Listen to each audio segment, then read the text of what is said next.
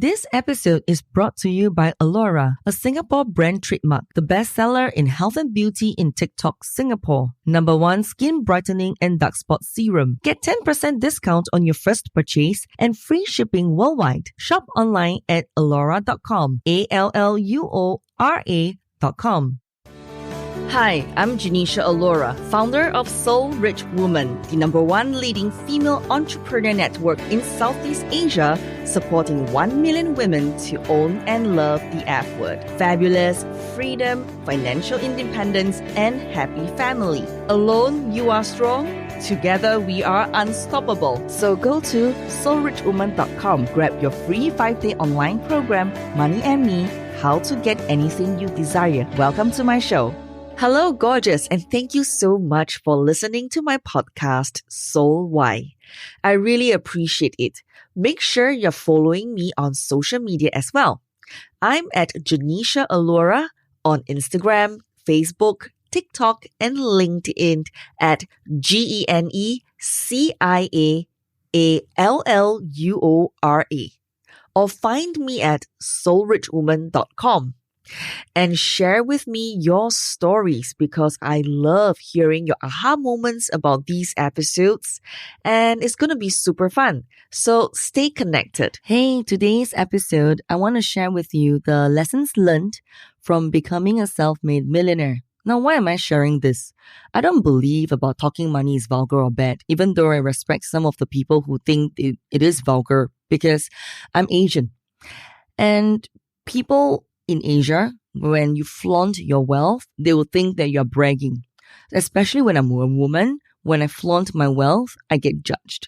And pretty much conscientiously and consciously, people do that to me. So I don't really do that. I try my best to be who I am, the best that I can be, and just see the value of money. I mean, in my 20s, I was frustrated and I wasn't able to find my way in the world or make any money. I mean, I would have loved that an Asian woman stood up and say, hey, I would have guide you in this and not make money as a taboo topic in Asia. When I was in my early 30s and started making money in my business, crossing my first $1 million, I was still afraid of talking about money. I would have flaunted my wealth and all these things, but we were still constantly being judged. And people would think that you're snobbish, you're hard up. And back in those days, there was no bling empire. Neither was there crazy rich Asians, isn't it? Although I'm not one crazy rich Asian. I'm just a girl from the sunny side of Singapore. So part of my role in the world is normalizing wealth, soul rich for women. So normalizing wealth for women, becoming a soul-rich woman. Part of my role. I find that that's my purpose because Janisha in its name simply means governing women's affairs. I don't aspire to be any kind of guru. I am just happy contributing and sharing my thoughts and opinions and my advice to the conversation around women and money, becoming a soul-rich woman, owning and loving the F word, being fabulous, having freedom, financial independence, and happy family. So I hope that my podcast and my books have been useful for you. A quick note, I'm not going to add any qualifying disclaimers on each point. For example, oh, I'm really very blessed. Oh, I'm really very lucky. Oh, I'm so fortunate. No. You know what? Yes, I know it's very boring to add it to each point. So I'm just going to share with you directly what lessons I've learned and my thoughts around it. And today's episode isn't about how to get rich post because my path of earning the 100,000s to my millions does not work for everyone. It's just a series of observations of how I've grown over the years. Some are right, some are wrong for you. So in celebration of this season, there are some major lessons and thoughts I've learned along the way. 1, I grew up sometimes romanticizing growing up poor. That means I think that hardship must be good for me somehow, or I wouldn't be motivated today if that wasn't the case. I've coached thousands of women in Soul Rich Woman, and I realized that it doesn't matter if you grew up rich or poor. You still can have identical money blocks. It's weird, but true. 2, money is a great lubricator. it generally makes life smoother. Everything, you can fix things when you're broken, buy things when I need them, and generally have a peace of mind about unexpected cost. More than anything, being rich has given me a peace of mind. Number 3, I try and use money to solve a lot of problems. So this is something that even I solve this even to in the relationships with my mom as well. I'm so tempted to throw money at the problem. And sometimes your family just need you there emotionally. So I just continue work on this consciously. Number 4, I'm not really into physical possessions. Over the years, I think thrown away and sold more stuff I have ever sold or done in a very long time. And the richer I've gotten, the less stuff I wanted. In fact, I've changed so much over the years, and I just want to focus on experiences and focus on gaining and helping more people. Yeah, with my books, my podcast, my courses, and my products. Number 5, I don't have expensive taste, even though I love my Chanels, my Hermes, my Birkins. But you know what? It's not just about the physical bags and stuff. It's just that I love to eat at hawker centers. In Singapore, we can have like $5, $10 for a complete meal. I don't need to spend like $100 for a single meal. No need for that. I just spend about $10 or even $15 for a meal. As long as I'm happy, I'm happy. Number 6, I'm self-made, but sometimes I think that it's still a joke. How I wish I would have had more money, or I've been born with a silver spoon. Maybe that would have made my life easier. Because when I say I'm a Miss Singapore Universe, Miss Singapore International, people would say that, oh, you're a Miss Singapore. So, well, are you born with a silver spoon? It's easy for you, but it's not. I understand I have a lot of advantages as I'm growing up because I work hard, right? But then again, would I have been even more successful if my parents were rich and I've been born elsewhere? Number 7, time is my currency now. I use money to buy time. I get VIP passes to Universal Studios, to the zoo. If I can get premium, I get premium packages, fast shipping if I have to. Think about adding a VIP service into your business for people like me who value time over money, so I don't have to queue. Number 8, I'm still learning how to be a rich person. I feel there's a lot of stuff that you need to learn that born rich people don't know that I don't. People who are born rich that I don't. So I have a lot of friends who are born rich into families, right? For me, I'm like self-made. So it's slightly different. So I'm like interested in their mindset sometimes. The way they view money is very different from the way I view money. Sometimes they are still quite stingy. They are more stingy than me. They are more meticulous with money. And maybe that's why they are rich. Number 9, making money feels so easy to me now. Like just a couple of years ago, when I still remember going offline to online, I worked my ass off to make my first $1 million. Now, when we launched our skincare product onto TikTok Singapore platform, it was so easy. We crossed $100,000 within 1 month. And then the next few months, we were just doing 100,000. It was so easy to build towards the $1 million goal. So making money feels really so easy for me now. And it's good. It's a fun game that I'm focused on, and I just want to get my game on every single time. So it's like people just want to give up.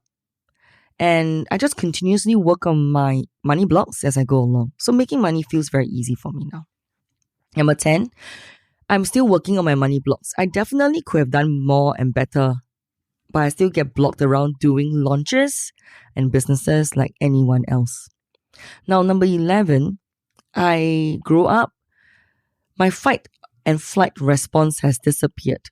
Like, money doesn't solve completely everything, but I know it helps me to get to know that I deal with most problems when you have some extra cash, and even getting the help that you need. So like a helper to save my time, cleaning when I need to so I can get more things done, ordering Grab food when I'm busy to eat out. So I think that is really fantastic. Number 12, I still judge the shit out of some rich people sometimes because I get triggered, right? and disgusted by some massive, crazy rich Asians and bling empire people who are massive, wasteful displays of wealth. Mostly around people who don't do good anything about their wealth, okay? So I judge these people. Well, this is just me working through, even though I'm self-made. Number 13, I still judge on some poor people too. Now, this is not kind of like pull yourself up by your bootstraps judgment, but I judge the way I know some people spend their money and spend their time. I know that it's the comforting thing to know that if you're a judgy person, judgy soul rich woman by now, chances are that you're not going to change much. Like these people, they would undercharge, they would do a lot of barter trading and always complain about why they are still poor. So, yes. Number 14, I splurge on things that save me time. So, yes, that's what I do. Number 15, my biggest expense is actually food. I live to eat. I must have good food. Especially now I have money, I love to eat whatever I want. And I tell my partner, please don't make me eat things that I don't want. And I must have the thing I want. Especially when I'm working very hard, I want the things that I want. Non-negotiable. Number 16, I don't mind pay taxes. Even though in Singapore, we have to pay tax, right? And I told my partner, I said, you know what? We pay tax because when we are sending out energy that we're willing to pay tax, we can earn more money. Okay? The next one is, it's fun to give away money, do charity work. And I do a lot of charity work as well, build schools, and of course, work with people so that we can help them to have better education in their life, because education is going to change the generation and their mindset and their life. Next, I worry about how to become more generous sometimes. I also don't want to give away all my money. Sometimes when my parents ask me for money, I'll be like, oh my God. I still have that trigger sometimes. But then, I will still be generous with them. I don't know what the balance is. As women, we are taught to share with others and not to take more than what we need. So we just need to work on that. Well, the next point is I'm pretty much the same person. I like mostly the same stuff. I'm still an introvert. Money doesn't change me. So don't worry that you will change into some horrible, greedy person when you have money. Money will just amplify who you already are. The next lesson I learned is I'm more confident about setting my boundaries. No means no, yes means yes. There's no such thing as in between anymore. The next point is money is easy. The money part is easy now, but personal growth is still the same. All right? So having money can't shield you from human experience. So you know what? Just get into it. This one is very funny because I'm not good at taking time off. I'm a workaholic. I really have to confess, I'm a workaholic. From the sunny side of Singapore, I work 16 hours to 18 hours, even though I have already automated my businesses. I'm pretty rubbish in taking holidays. And not because I feel guilty, but I rather spend more time in my business than anything else. I just think that business is everything. So as long as it doesn't impact our business and health, it's okay. Well, the next part of my lesson will be, I worry about being judged for talking about money. And up to today, it is still true because as a soul rich woman, I talk about money a lot and I always get judged. Being Asian and being in Singapore, you are judged all the time. So helping women to change their relationship with money is an uphill task. I think I can serve better if things were to be different. But you know what? Overcoming this is just part and parcel of the journey. So I believe that if each and every one of us raise our prosperity consciousness a bit, becoming a soul-rich woman and do a bit of good in the world, we can have a huge ripple effect. For me, then the other lesson is I feel a responsibility to take care of my money. Well, over the years, I have learned to make money, but I've also lost it through overspending through credit cards. Yes, right. So now that I've made back my money, I've really feel a responsibility to take care of it.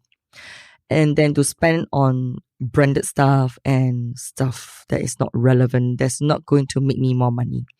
And I really want to be better at it, buy more properties, buy more investment stuff.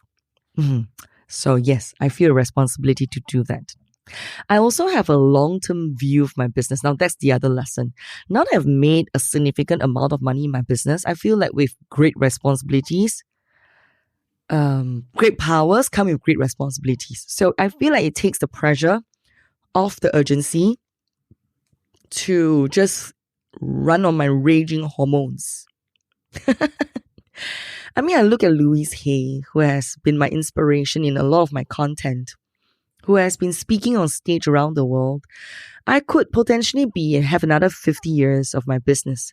So I just want to pace myself and be looking at the bigger picture than just basing decisions on my hormones. And on the last lesson is manifesting is a muscle. I'm really, really good in manifesting things I want, setting goals. I have to be really careful of my thoughts because they really attract the things that I don't want. And it's very scary. So I need to consciously and constantly work on myself all the time. I do believe that anyone can do this practice, but I do go back to the foundations all the time. Your goal today as a soul rich woman might not to become a millionaire. Now that I've done it, made my millions, I don't know if I'll have bigger and bigger goals. And as I'm recording this episode, I was getting bored by it. Really bored because I'm like, it's the money making part that is boring because it's very repetitive and it's doing the same thing every day. And I get really bored. So I need to have spontaneous stuff that is done, that's outside of my boringness in my day-to-day business, and then get back into the boringness of the business. When you don't have money, you might think that making money is the goal, but it's not. It's about creating a life that works for you most of the time that doesn't cost anywhere near $1 million. Anyway, if all you get out of this episode today is that, well, Janisha isn't all that, maybe I could make more money too. And believe that you can, because this is your time and you are ready for the next step. I love to hear your aha moments from the sunny side of Singapore. Look for me at TikTok, Instagram, LinkedIn, Facebook, at Janisha Allura, at GENECIAALLUORA. Or just drop me a message or email at hello@soulrichwoman.com. HELLO@SOULRICHWOMAN.com. soulrichwoman.com. Sending you my love from the sunny side of Singapore. Speaking to you soon. Bye for now. Hey gorgeous, I can help you to build your dreams. Now you can work with me in my money mindset coaching program and mastermind community, Soul Rich Woman. The more you surround yourself with inspiring, successful, and supportive people, the more you'll feel safe to dream.